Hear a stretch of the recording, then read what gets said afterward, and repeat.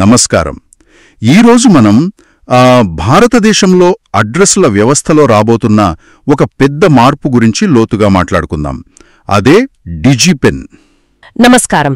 అవును, ఈ డిజిపెన్ సిస్టమ్ గురించి ఇప్పుడు చాలా చర్చ నడుస్తోంది. దీనిపై మనకు దొరికిన సమాచారం, కొన్ని విశ్లేషణల ఆధారంగా అసలు విషయమేంటో చూద్దాం. అంటే అసలు ఈ డిజిపెన్ అంటే ఏంటి, ఇప్పుడు వాడుతున్న పిన్ కోడ్కి దీనికి తేడా ఏంటి, ఎందుకొచ్చింది దీని అవసరం, ఇంకా దీనివల్ల లాభాలేంటి, ఇవన్నీ వివరంగా చూద్దాం. తప్పకుండా. సో డిజిపెన్ అంటే డిజిటల్ పిన్ కోడ్ అన్నమాట. దీన్ని ఇండియా పోస్ట్, ఐఐటి హైదరాబాద్, ఇంకా ఇస్రోకి చెందిన ఎన్ఆర్ఎస్సి అంటే నేషనల్ రిమోట్ సెన్సింగ్ సెంటర్ వీళ్లు కలిసి తయారు చేస్తున్నారు. ఓకే. ఇది బేసిక్గా ఒక digital address system. Digital address అంటే మామూలు పిన్ కోడ్లా కాదా? కాదు, చాలా తేడా ఉంది. పాత పిన్ కోడ్ అది 1972లో వచ్చింది కదా, అది ఒక పెద్ద పోస్టాఫీస్ పరిధిని సూచిస్తుంది. అవును. డిజిపిన్ అలా కాదు, ఇది చాలా సూక్ష్మంగా పనిచేస్తుంది. దేశంలో ప్రతి 4 మీటర్ల x 4 మీటర్ల చిన్న ఏరియాకి ఒక యునిక్ కోడ్ ఇస్తుంది. 4x4 మీటర్లా?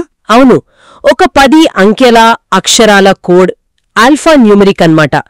ఇది మ్యాప్స్ బేస్డ్ డిజిటల్ అడ్రస్ లాంటిది. అబ్బో, 4x4 మీటర్ల గ్రిడ్ అంటే భలే ఆలోచన ఇది. అంటే మా విశ్లేషణలో కూడా ఇదే మేజర్ చేంజ్ అనిపించింది.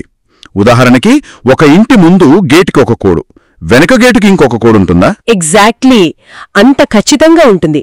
ఎన్ఆర్ఎస్సి వాళ్ల శాటిలైట్ ఇమేజెస్ ఆధారంగా దేశం మొత్తాన్ని ఇలా చిన్న చిన్న గ్రిడ్లుగా మ్యాప్ చేసి ప్రతి గ్రిడ్కి ఒక డిజిపిన్ ఇస్తారు. ఓకే. ఇక్కడ ముఖ్యమైన విషయమేంటంటే ఇది ఆ స్థలానికి ఇచ్చే కోడ్, అక్కడ ఉండే మనిషికి కాదు. అది చాలా ఇంపార్టెంట్ పాయింట్. అవును. కాబట్టి ఇంటి ఓనర్ మారినా, అద్దెకున్నవాళ్లు మారినా ఆ డిజిపిన్ అలాగే ఉంటుంది. ప్రైవసీ ఇష్యూస్ ఉండవు. అంటే పర్సనల్ ట్రాకింగ్ కాదు, జస్ట్ లొకేషన్ ఐడెంటిఫికేషన్. ఇది క్లియర్ చేయడం ముఖ్యం.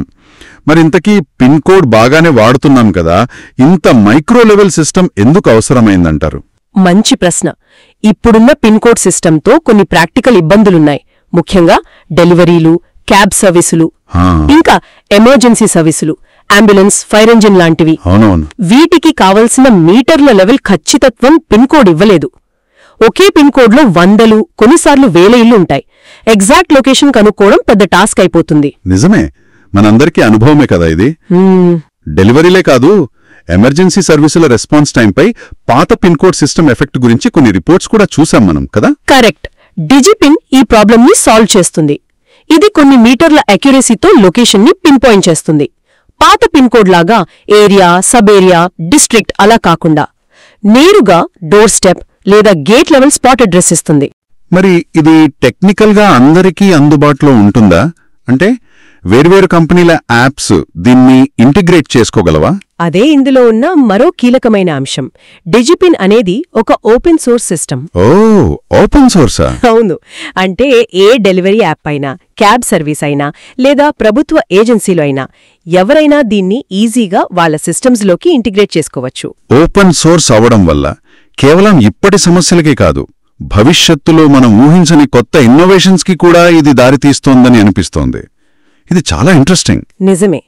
ఇక రియల్ లైఫ్ బెనిఫిట్స్ చూస్తే ఈ కామర్స్ డెలివరీలు చాలా సులభమవుతాయి. అడ్రస్ వెతుక్కునే పని తగ్గుతుంది. నేరుగా ఇంటి గేట్ దగ్గరికి వెళ్లొచ్చు. టైం సేవ్ అవుతుంది. అవును.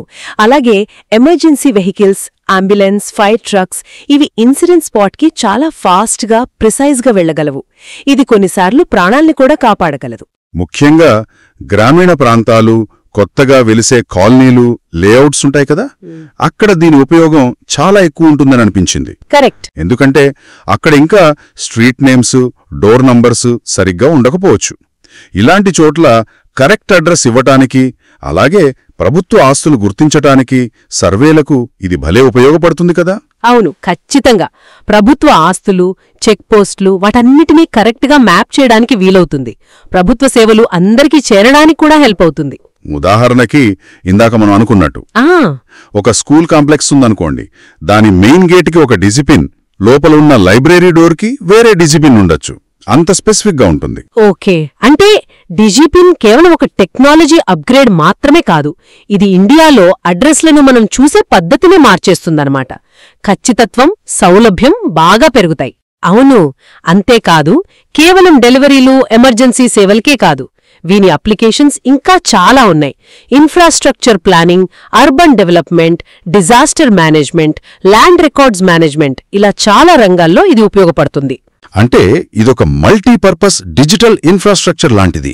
కరెక్ట్, అలా చెప్పొచ్చు. మరి టెక్నాలజీ పూర్తిగా అమల్లోకి వస్తే బహుశా అడ్రస్ దొరకలేదు అనే మాట మనం వినకపోవచ్చేమో. అవును, ఆశించవచ్చు. కాని అంతకుమించి ఇంత మైక్రో లెవెల్లో ప్రతి స్థలానికి ఒక డిజిటల్ ఐడెంటిటీ రావటం వల్ల మన సమాజంలో, మన ఆర్థిక వ్యవస్థలో మనం ఎప్పుడు ఊహించని మార్పులేమైనా వస్తాయేమో అని ఆలోచించడం కూడా ఆసక్తికరంగా ఉంది కదా. నిజమే. భవిష్యత్తులో దీని ప్రభావం ఎలా ఉంటుందో చూడాలి.